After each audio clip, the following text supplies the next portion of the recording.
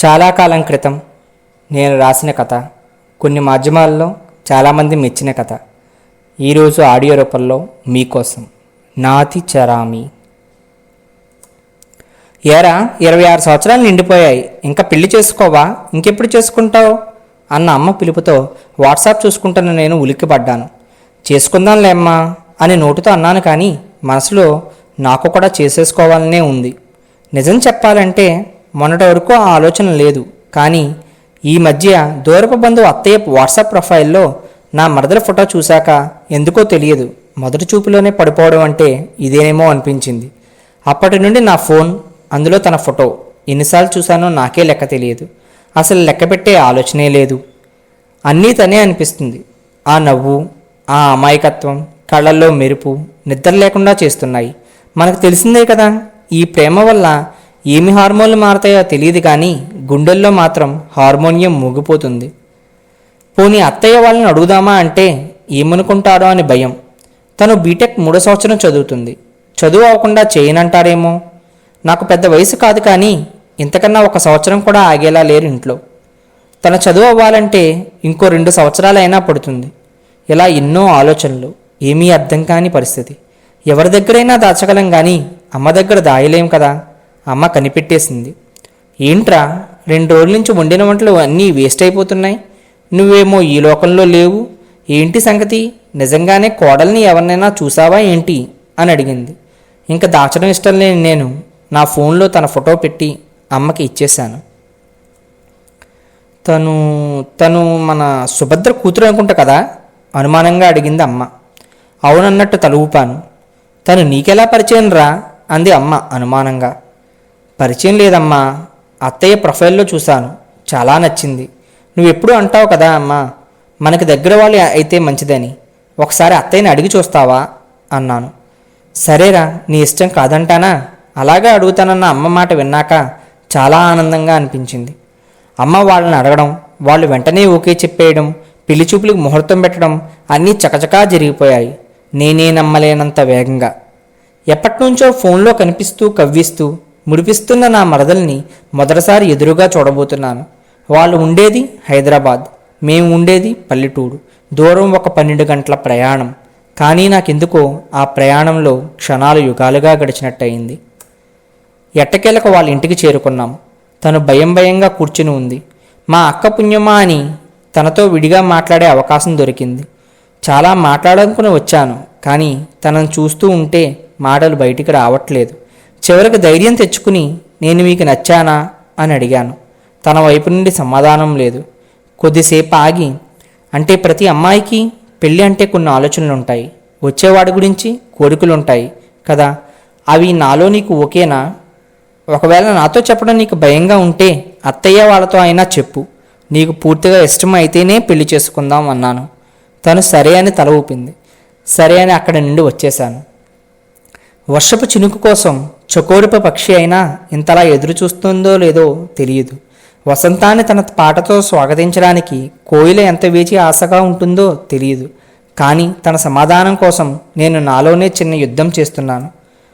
ఆ రోజు ఆఫీస్కి వెళ్ళి వచ్చాక అలిసిపోయి దివాన్ మీద పడుకున్న నన్ను అమ్మ పిలుస్తూ, అత్తయ్య వాళ్ళు ఫోన్ చేశారా అనగానే ధన్మన్ లేచి చూశాను. ఏమన్నారమ్మా అని అడగగానే నాలో ఆత్రాన్ని మరింత ఉడికిస్తూ కొంతసేపు మౌనం తర్వాత, గట్టిగానే కోరుకున్నట్టున్నావు, నీకు నచ్చిందే చెప్పారు అంది. వావ్, మరి పెళ్ళెప్పుడు అమ్మా అన్న నా కంగారు చూసి, మరీ అంత కంగారేంట్రా, పంతులు గారికి చెప్పాను, ముహూర్తం పెడతానన్నారు అంది. అలా ఒక 2 నెలల్లో మా పెళ్ళి అయిపోయింది. ఆ రోజు మా మొదటి రాత్రి. దంపతులకు వాయినాలు ఇవ్వడం, ఏవో సరదా ఆటలు అయిపోయాక మా ఇద్దరిని ఆ గదిలో ఉంచి అందులో తనకు చెవిలో ఏవేవో చెప్పేసి వెళ్ళిపోయారు. తను చూడ్డానికి చాలా భయంగా ఉంది. నాకు తన మొహం చూస్తే చాలా జాలిగా అమాయకంగా అనిపించింది. తన మంచం దగ్గర నుంచుని ఉండగా తన భుజాల మీద చేతులు వేసి జాగ్రత్తగా మంచం మీద కూర్చోబెట్టి తన దగ్గర మోకాళ్ళ మీద కూర్చున్నాను. తన చేతులు నా చేతిలోకి తీసుకోగానే తను భయపడి వెంటనే చెయ్యి వెనక్కి తీసేసుకుంది. నేను చిన్నగా నవ్వి మళ్ళీ తన చేతిని తీసుకుని, ఏంటి అంతలా భయపడుతున్నావు, నన్ను చూస్తే భయం వేస్తుందా? అమ్మగారి మౌన దీక్ష ఎప్పటికవుతుందంటావు అని నవ్వాను. తన చేయిని ప్రేమగా ముద్దు పెట్టి తన వైపు చూశాను. మాట తడబడుతుండగా అక్షరానికి హల్లులు కలుపుకుంటూ తను నాకు నా చదువు పూర్తి చేసి రావాలనుందని చెప్పింది. నిజమే కదా, ఇంత కష్టపడి చదివి మధ్యలో వదిలేయడం ఎందుకు? సారీ, మర్చిపోయాను. సరే, నీకు చదవాలని ఉంది కదా, ఆ కాలేజీ నుంచి మన దగ్గర కాలేజీకి మార్పిస్తాను. ఇక్కడి నుండే వెళ్ళి చదువు పూర్తి చేసేయచ్చు, ఏమంటావు అనగానే, లేదు, అక్కడైతే బాగా అలవాటైపోయింది, ఇంకొక సంవత్సరమే కదా, అక్కడే ఉండి చదివొస్తాను అంది. సరే, నేను అమ్మకి చెప్తాలే, నువ్వు వెళ్ళి చదువు పూర్తి చేసుకుని ఇక్కడికి వద్దే గాని, సంతోషమేనా అన్నప్పుడు కళ్ళ నిండా ఆనందంతో థ్యాంక్స్ అంది. సరే, ఇంక బొజ్జుందామా అన్న ప్రశ్నకి మీరు ఏమీ అనుకోకపోతే చదువు అయిపోయి మళ్ళీ నేను వచ్చే వరకు కూడా ఇంకేమీ వద్దు ప్లీజ్ అని అంది. నేను లేచి నుంచుని, అది నేను అర్థం చేసుకోగలను తల్లి, నేను అడిగింది మామూలుగా నిద్రపోదామా అని, అంతే. సరే బొజ్జో అని తనని నిద్రపుచ్చి నేను మా పెళ్లి సందడుల ఆలోచనల్లో అలా ఉండిపోయాను.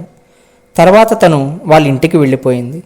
మళ్ళీ తనని ఎప్పుడు కలుస్తానా అని ఎదురు చూస్తున్న నాకు వరుసగా 2 రోజుల సెలవులు వచ్చాయి. వెంటనే మరొక ఆలోచన లేకుండా ట్రైన్ ఎక్కేశాను. తనను ఆశ్చర్యపరుద్దా అని చెప్పకుండా వెళ్ళి తలుపు తట్టాను. తలుపు తీసిన తను, మీరా, ఇప్పుడెందుకు వచ్చారు అని అడిగి నన్నే ఆశ్చర్యపరిచింది. సర్లే అని లోపలికి వెళ్ళి అత్తయ్య మావయ్య వాళ్ళని పలకరించి కొంచెం ఫ్రెష్ అయ్యాక తనని అడిగాను, అలా బయటికి వెళ్ళి వద్దామా సరదాగా అని. లేదండి, నాకు ఎగ్జామ్స్ ఉన్నాయి, చదువుకోవాలి అంది. ఓకే, నేను ఏమైనా హెల్ప్ చేయనా అన్న నా మాట పూర్తయ్యేలోగానే, లేదు, నేను రివిజన్ చేసుకుంటున్నా అంది. సరే చదువుకో అని చెప్పి అత్తయ్య దగ్గరికి వెళ్ళాను. సారీ బాబు, దానికి ఏవో పరీక్షలు ఉన్నాయనుకుంటా అన్న మాటకు, పర్లేదు అత్తయ్య, ఇంట్లో పాలు ఉన్నాయా అని అడిగాను. ఉన్నాయి బాబు, టీ తాగుతావా అని కంగారుగా తీయబోతుంటే, లేదత్తయ్య, తను చదువుకుంటుంది కదా, రాత్రికి టీ పెట్టిద్దామని, మీరు పడుకోండి, తనకి నేనే కల్పిస్తాను అని చెప్పి శొంఠి యాలకులు వేసి మంచి మంచి వేడి టీ తయారు చేసి తీసుకుని వెళ్ళాను. తాగి చదువుకోబోయ్, లేదంటే నీరసం అయిపోతావు, నువ్వు నీరసం అయిపోతే నేను నీరసం అయిపోతాను అని నవ్వాను. తన నిశ్శబ్దంగా తీసుకుని తాగుతూ చదువుకుంటుంది. బాగా శ్రద్ధగా చదువుకుంటుంది అనుకుని తర్వాత రోజు బయలుదేరి ఊరు వచ్చేశాను. అలా ఇంకో 3 నెలలు నిండేసరికి పండగ దగ్గర పడింది. అత్తయ్య వాళ్ళు పండక్కి వాళ్ళ ఇంటికి రమ్మని పిలిచారు. నేను కూడా తనను చూసినట్టు ఉంటుంది కదా అని వెళ్దాం అనుకున్నాను. అంతలోగా తన నుండి ఫోన్. బహుశా మా పెళ్ళయ్యాక మొదటిసారి అనుకుంటా నా నుండి కాకుండా తన నుండి ఫోన్ కాల్ రావడం. ఫోన్ ఎత్తగానే, మీరు పండక్కి వస్తున్నారా ఇక్కడికి అని అడిగింది. వద్దాం అనుకుంటున్నాను చిన్న, ఇందాకే అత్తయ్య వాళ్ళు పిలిచారు, ఏమీ అని అడిగాను. ఏమీ లేదు, కాలేజీ చివరి సంవత్సరం కదా, మా ఫ్రెండ్స్ అందరూ ట్రిప్ ప్లాన్ చేశారు, వెళ్దాం అనుకుంటున్నాను, మీరు వస్తే ఇంట్లో ఒప్పుకోరు కదా అని, మీరు వస్తున్నారా లేదా అని అడుగుదాం అని చేశాను అంది. కొంచెం బాధేసింది, కానీ తన కోరిక తీర్చడం నా బాధ్యత కూడా కదా అనిపించింది. సరే, నీకు వెళ్ళాలనిపిస్తే వెళ్ళు, నేను అత్తయ్య వాళ్ళతో చెప్తాను నాకే రావడం కుదరట్లేదు అని, అప్పుడు నువ్వు అడుగు ట్రిప్కి వెళ్తాను అని చెప్పి ఫోన్ పెట్టేసి అత్తయ్యకి ఫోన్ చేశాను. అత్తయ్య, ఈ పండక్కి అక్క వాళ్ళు వస్తున్నారు, నేను రావడం కుదరట్లేదు, తర్వాత సంవత్సరం నేను మీ అమ్మాయి కలిసి వస్తాము మీ ఇంటికి అన్నాను. తను నీతో మాట్లాడడం నేను విన్నాను బాబు, తను ఎందుకు అలా చేస్తుందో నాకే అర్థం కావట్లేదు, నేను తనకు చెప్తాను, నువ్వు వచ్చేయి పర్లేదు అన్నారు. లేదత్తయ్య, తను వెళ్ళాలనుకుంటుంది, వెళ్ళనివ్వండి, మీకు ఈ విషయం తెలియదన్నట్టే ఉండండి, పర్లేదు, చదువు అయిపోయాక ఎలాగూ ఇక్కడికి వచ్చేస్తుంది కదా అని చెప్పి పెట్టేశాను. కానీ నిజం చెప్పాలంటే ప్రతి క్షణం తనతోనే గడపాలని నా మనసు కూడా పరితపిస్తుంది. ఎప్పటికా అదృష్టం లభిస్తుందో అని ఎదురు చూస్తూ గడిపేశాను. చూస్తూ చూస్తూ తన చదువు అయిపోయింది. తను మా ఇంటికి రావడానికి అమ్మ ముహూర్తం కూడా పెట్టించేసింది. తీసుకుని రావడానికి వెళ్ళాను. ఇంకా బయలుదేరుతున్నాం అనగా తను నన్ను పిలిచి ఒక లెటర్ ఇచ్చింది చేతికి. కొంపదీసి లవ్ లెటర్ ఏమైనా రాసేసిందా ఏంటి అని షాక్ అయ్యి లెటర్ ఓపెన్ చేశాను. చూశాక నా క్రింద భూమి కంపించినట్టు అనిపించింది. నాకు పరిస్థితి అర్థమైంది. అది తన జాయినింగ్ లెటర్. ఉద్యోగం వచ్చిందని కూడా తను నాకు చెప్పలేదు. ఉద్యోగం చేయాలని ఉంటే అక్కడికి వచ్చి వేరే జాబ్ ఏదైనా వెతుక్కోవచ్చు కదా అన్నాను. నేను చదివిన చదువుకి తగ్గ ఉద్యోగం అక్కడ దొరకవు. ఇంత చదివాక ఉద్యోగం చేయకపోతే ఆ చదువు ఎందుకన్నదే తన మాట. ఎన్ని సంవత్సరాలు ఇలా దూరంగా అని అడిగాను. కనీసం 1 సంవత్సరమైనా ఉద్యోగం చేయాలనుంది. నా కళ్ళలోకి చూడలేక కింద చూస్తూ చెప్తున్న సమాధానం విన్నాక తన జాయినింగ్ లెటర్ తనకిచ్చేసి ఆల్ ద వెరీ బెస్ట్ అని చెప్పేసి నా బ్యాగ్ తీసుకుని అక్కడి నుంచి వచ్చేసాను. మొదటిసారి డౌట్ వస్తుంది, తనకు నిజంగా చదువు, జాబ్ ఇవి ఇష్టమా, లేకే నేను అసలు ఇష్టం లేనా? అదే తనని అడిగాను, నేను నీకు నచ్చలేదా అని. మీరంటే ఇష్టమే, ఇవి నేను పెళ్లి చూపుల్లోనే చెప్పేదాన్ని, కానీ అప్పుడు నాకు ధైర్యం లేదు, చెప్పడానికి భయం వేసింది. ఇప్పుడైనా మీరు అర్థం చేసుకుంటున్నారు కనుక చెప్తున్నాను అంది. ఊబులో కొడుకుపోయిన వాడికి తాడు దొరికిన వాళ్ళలాగా బాధలో ఆనందం కలిగింది నాకు. ఆ రోజు నుంచి మేమిద్దరం కలిసి మంచి స్నేహితులైపోయాం. తనకు వీలు కుదిరినప్పుడల్లా ఫోన్ చేసేది, నాకు వీలు కుదుర్చుకుని మరీ నేను ఫోన్ చేసేవాడిని, కనీసం ఫోన్లో అయినా తన మాటలు వినాలి అన్న కోరికతో. కానీ ఈ సంవత్సరంలో తను ఎప్పుడూ మేము కలవడానికి ఒప్పుకోలేదు. రోజులన్నీ నరకంలా గడుస్తున్నాయి. సంవత్సరం పూర్తి అవుతుండగా అడిగాను, ఈసారి వస్తావా నా దగ్గరికి అని. చాలాసేపు మౌనం తర్వాత ఈసారి కూడా రాకుండా ఉండడానికి కారణం ఏం చెప్పాలో అర్థం కావట్లేదు. నన్ను నీకన్నా బాగా ఎవరో అర్థం చేసుకోలేరు, నువ్వే అర్థం చేసుకో అని పెట్టేసింది. ఎడారిలో ఎండమావి కోసం వెతికి వెతికి చివరికి దొరకక ఇసుక తిన్నల్లో శిథిలమైపోయిన బాటసారిలా అయిపోయింది నా జీవితం. తనకి అసలు ఎక్కడికి రావడమే ఇష్టం లేదు అన్న మాట అర్థమైపోయింది. పోనీ నేనే తన గురించి అక్కడికి వెళ్ళిపోతే నాతో ఉంటుందా? దానికి కూడా సమాధానం తెలియదనే చెప్తుంది నా మనసు. తనకి ఇక్కడికి రావడం ఇష్టం లేదా, నాతో ఉండడం ఇష్టం లేదా, అసలు పెళ్ళే ఇష్టం లేదా? తెలియకుండానే కళ్ళు చెమర్చాయి.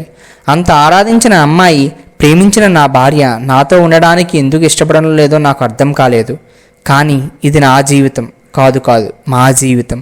దీన్ని ఇలా అర్థం లేని ప్రశ్నగా వదిలేయకూడదు, తెలుసుకోవాలి అని, ప్రశ్నలకి సమాధానాలు తెలుసుకోవాలి అని ట్రైన్ ఎక్కాను. ఈసారి ఆలోచనల ప్రవాహంలో ప్రయాణమే తెలియలేదు. దిగగానే అత్తయ్య దగ్గరికి వెళ్ళాను. అత్తయ్య నాకు కొన్ని విషయాలు తెలుసుకోవాలని ఉంది, కొంచెం సమాధానం చెప్పగలరా అని సూటిగా అడిగాను. అత్తయ్య కొంచెం తడబడుతూ చెప్పు బాబు అన్నారు. అత్తయ్య, చిన్నికి నేనిష్టం లేదా అని అడిగాను. కాదు బాబు, నువ్వంటే దానికి చాలా ఇష్టం అన్నారు. మరి మా ఊరు పల్లెటూరని అక్కడికి రావడానికి ఇష్టపడడం లేదా? ప్రశ్నలు నాలోంచి ప్రవాహంలా తన్నుకు వస్తున్నాయి. నాకు తెలిసి నా కూతురికి పల్లెటూరు అంటేనే ఇష్టం బాబు, సిటీ అసలు నచ్చదు అన్న అత్తయ్య కళ్ళలోకి సూటిగా చూస్తూ, అత్తయ్య అసలు తనకి పెళ్ళి ఇష్టమేనా అని అడిగాను. అత్తయ్య మౌనంగా ఉండిపోయారు. మీ మౌనం చూస్తుంటే నేను తెలుసుకోవాల్సింది ఏదో ఉందనిపిస్తుంది అత్తయ్య, దయచేసి చెప్పండి అని చేతులు జోడించి అడిగాను. అప్పుడు అత్తయ్య నా చేతులు పట్టుకుని చెమర్చిన కళ్ళతో, పెళ్ళికి ముందు రోజు తను ఒక మాట అంది. అమ్మా, నాకు ఈ పెళ్ళి అవసరమా? నువ్వు కష్టాలు పడ్డావు చాలదా, నేను పడాలా అని. తనకు అలాంటి అభిప్రాయం ఉందని అప్పుడే తెలిసింది. నీకు అదృష్టం కలిసి వచ్చిందే, నీకు మంచి భర్త దొరికాడు, నీ జీవితం నాకులాగా ఉండదు అని నచ్చజెప్పి పెళ్లి జరిపించాను. కానీ ఎన్నాళ్ళు అయినా తనకు ఆ అభిప్రాయం పోలేదని ఇప్పుడు అర్థమవుతుంది బాబు, తప్పు అంతా నాదే అని కళ్ళీండి పెట్టుకుంటున్న అత్తయ్యతో, అంటే అత్తయ్య మీరు మావయ్య సరిగా లేరా? కానీ మీరిద్దరూ చాలా మంచి దంపతులని అందరూ చెప్పుకుంటారు అని ప్రశ్నార్థకంగా చూస్తూ ఉన్నాను. కళ్ళకు కనిపించేది అన్నీ నిజం కాదు, చెవులకు వినిపించేవి అన్నీ సత్యం కాదు.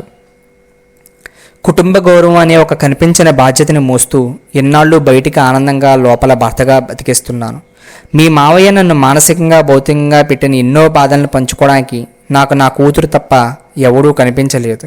నేను ఈ బాధను పంచుకుంటున్నా అనుకున్నానే కానీ తనకు పెళ్లి మీద ఇలాంటి ఒక అభిప్రాయం ఏర్పడేలా చేస్తున్నానని ఊహించలేదు. అగ్నికి ఆజ్యం తోడైనట్టు తన స్నేహితురాలు కూడా వరకట్నం వేధింపులతో బలి అయిపోయింది. నువ్వు అలాంటి వాడివి కాదు అని నేను చెప్పే ప్రతి మాట కన్నా చిన్నప్పటి నుంచి తనలో పాతుకుపోయిన అభిప్రాయమే గెలిచేది. నిన్ను రావద్దన్న ప్రతిసారి, నిన్ను దూరంగా పెట్టిన ప్రతి క్షణం తను ఏడుస్తూనే ఉండేది. అది నేను గమనిస్తూనే ఉన్నాను బాబు అని అత్తయ్య ఏడుస్తూ చెప్పాక చాలాసేపు మా మధ్య మౌనం రాజ్యమేలింది. మౌనాన్ని ఛేదిస్తూ, అత్తయ్య తనని 1 వారం మా ఇంటికి వచ్చేలాగా ఒప్పించగలరా అని అడిగాను. వారం మాత్రమే ఎందుకు బాబు, ఒప్పుకుంటుందని ఆశ ఉందా అని నిరాశగా అడిగారు. జీవితం అంటేనే ఆశ అత్తయ్య. ఇన్నాళ్ళు తన చెడు ఎలా ఉంటుందో వింది. ఈ వారం రోజులు మంచిని దగ్గర నుంచి చూసి మారుతుంది అనే చిన్న ఆశ. ఒకవేళ అప్పటికీ మారకపోతే జీవితాంతం తనకి మంచి స్నేహితుడిగానే ఉండిపోతాను అని చెప్పి నా రూమ్లోకి వెళ్ళిపోయాను. ఎలా ఒప్పించిందో, ఏమని చెప్పి ఒప్పించిందో తెలియదు, కానీ 1 వారం రోజులు మా ఇంట్లో ఉండడానికి నా చిన్ని ఒప్పుకుంది. పెళ్ళైన 2 సంవత్సరాలకి తను మళ్ళీ మా ఇంటికి వచ్చింది. నేను ఏదేదో చేసి తన ఆనందంగా ఉండేలా చేయాలి అనుకోలేదు. నాకు నేనుగా ఉండి నేను ఎలాంటి వాడిని అన్నది చూపించాలి అనుకున్నాను. మా తల్లిదండ్రుల ద్వారా పెళ్లి బంధం ఎంత అద్భుతమైనదో చూపించాలి అనుకున్నాను. ఇంటికి రాగానే నా భార్యగా వచ్చావు అనుకోకు, ఒక బంధువుగా వచ్చావనే అనుకో అని చెప్పాను. మా ఇంట్లో ఎప్పట్లాగే అందరూ కలిసి తింటూ సరదాగా మాట్లాడుకుంటూ ఒక అభిప్రాయాలను ఒకడు గౌరవించుకుంటూ సరదాగా ఆట పట్టించుకుంటూ ఆనందంగా గడుపుతున్నాము. ఇలా 1-3 రోజులు గడిచాయి. ఆ రోజు రాత్రి కరెంటు లేదు. తను తన గదిలో ఒక్కరితే కూర్చుని ఏదో ఆలోచిస్తూ ఉంది. వెళ్ళి పక్కన కూర్చున్నాను. తన తల నా భుజం మీద వాల్చుకుని నా చేతిని గట్టిగా పట్టుకుంది. తన కంటి నుండి కారే కన్నీరు నా భుజాన్ని తాకుతుంది. కళ్ళు మూసుకుని అలాగే నా చేతిని గట్టిగా పట్టుకుని నా మీద తలవాల్చుకుని చాలాసేపు ఉండిపోయింది. నాకు కూడా తన కదపాలని అనిపించలేదు. అసలు ఆ క్షణం ప్రపంచమే అలా ఆగిపోతే ఎంత బాగుండునా అనిపిస్తుంది. ఇలా ఉండగా ఒక్కసారిగా కరెంటు వచ్చి టీవీ ఆన్ అయింది. వార్తలు వినబడుతున్నాయి. మెట్టింటి మూర్ఖత్వానికి బలి అయిన మరొక అమాయకు అబల. వార్త వినగానే తను ఉలిక్కిపడి లేచి వెళ్ళిపోయింది. అందరు మగవాళ్ళు ఒకలాగా ఉండరు, నేను అలాంటి వాడిని కాదు అని గట్టిగా అరిచి చెప్పాలని ఉంది. కానీ ఏమీ చేయలేని నిస్సహాయత. తర్వాత కూడా మామూలుగా ఆనందంగా గడిపేస్తున్నాం. తను మారుతుందన్న ప్రతిసారి మారకుండా ఉండడానికి ఏదో ఒకటి జరిగేది. అలా వారం రోజులు అయిపోయాయి. రేపు తను వెళ్ళిపోయే రోజు. ఆ రోజు రాత్రి తన మేడ మీద ఒంటరిగా నుంచుని ఉంది. నేను దగ్గరికి వెళ్ళి, ఏంటి మేడం గారు, ఏం ఆలోచిస్తున్నారు అని అడిగితే, వినీలాకాశంలో వెన్నెల చంద్రుని తదేకంగా చూస్తూ తను, ఈ వారం రోజులు నేను చూసింది కళ నిజమా అని ఆలోచిస్తున్నాను. నేను వస్తున్నానని మీరందరూ ఇలా ఉన్నారా, లేదంటే నిజంగానే ఎప్పుడు ఇలాగే ఉంటారా అని నా కళ్ళలోకి చూసింది సమాధానం కోసం వెతుకుతూ. ఒకవేళ నటించి ఉంటే అది చేతల్లో తెలియకపోయినా కళ్ళల్లో పలకరించే పిలుపులో తెలిసిపోతుంది చిన్న. కాబట్టి నువ్వే ఆలోచించుకో, నువ్వు చూసిందే నట లేక నిజమా అని చెప్పి నేను అక్కడ నుండి కదిలి వెళ్ళిపోతుంటే తను వెనక అమ్మా అని మాట్లాడుతుంది. ఏదైనా దెబ్బ తగిలిందేమో అని వెనక్కి తిరిగి చూసేసరికి తను ఫోన్ మాట్లాడుతుంది. అమ్మా, రేపు నేను రావట్లేదు. నా బట్టలు వస్తువులు అన్నీ సర్ది పంపించండి, నేను ఇక్కడ ఉంటాను. ఇందాకే నీ మెయిల్కి నా రిజైన్ లెటర్ పంపాను, అది మా కంపెనీలో ఇవ్వండి అని మాట్లాడుతూ నా వైపు నవ్వుతూ చూస్తుంటే నాకు స్వర్గంలో ఉన్నట్టు గాల్లో తేలిపోతున్నట్టు ఉంది. తను ఫోన్ పెట్టి చేతులు 2 బారగా చాపి రమ్మన్నట్టు సైగ చేసింది. ఏంటి ఇది నిజమే? ఒకసారి గట్టిగా గిల్లు అన్న నన్ను చూసి, నువ్వెవడరా బాబు మగడా, పెళ్ళాం ఇన్ని సంవత్సరాల తర్వాత దగ్గరికి రమ్మని పిలిస్తే అవకాశం వాడుకోక గిల్లు కొట్టు అంటావని కుంటెగా నవ్వింది. ఆ రోజు కలిసిన మా కౌగిలి ఇంకెప్పటికీ విడిపోకూడదని ఆ దేవుడికి దండం పెట్టుకుని తన ప్రేమని పూర్తిగా ఆస్వాదించాక ఈ శుభవార్తను అమ్మ వాళ్ళకి చెప్పడానికి కిందకి వెళ్ళాం. ఓపిగ్గా ఎదురుచూసి అవతల వాళ్ళ ఇష్టాలకి ప్రాముఖ్యత ఇస్తూ వాళ్ళ ఇబ్బందులను దూరం చేస్తూ మన మీద వాళ్ళకి నమ్మకం కల్పిస్తూ ఉంటే ఆ బంధం ఎప్పటికీ అయినా బలపడుతుంది అని నాన్న చెప్పిన మాట ఇవాళ నిజం అనిపిస్తుంది. ఇవాళ ఊహు అన్నా విడాకులు తీసుకుంటున్న వాళ్ళు పెద్దలు విలువైన సలహాలు తీసుకుంటే విడిపోయే అవకాశం చాలా వరకు తగ్గిపోతుందేమో. పెళ్ళికి ముందే కాదు, పెళ్లి తర్వాత కూడా చాలా మంచి ప్రేమ కథలే ఉంటాయి కదూ. ఇంకా వెళ్ళి వస్తాను. నా కోసం నా చిన్ని ఎదురు చూస్తుంది, మరియు మీకోసం మీ చిన్ని కూడా ఎదురు చూస్తూ ఉంది. ప్రేమతో పలకరించి చూడండి. బ్రతికుండగానే స్వర్గం ఎలా ఉంటుందో చూడొచ్చు. Please subscribe to my channel if you like the content. Thank you.